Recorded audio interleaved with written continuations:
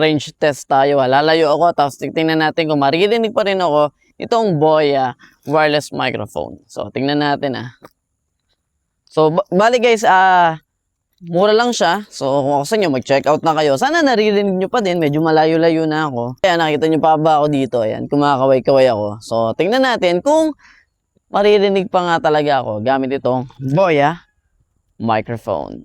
So guys, ayun nga, confirm, naririnig pa rin ako. Nakakatuwa na ang ganda pa rin talaga ng tunog. Nakakatuwa talaga. Yun talagang nakapagpa-sold out sa akin. Yung tunog din yung kanyang noise reduction feature. So kung bahala kayong gumawa ng content, gusto nyo mag-upgrade ng inyong content, syempre kailangan meron kayong maganda, reliable na microphone. And take note kaya nito yung 6 hours na non-stop na paggamit. So very reliable talaga siya. So check out nyo na yung link na nandiyan dyan sa basket. And ayun, follow for more.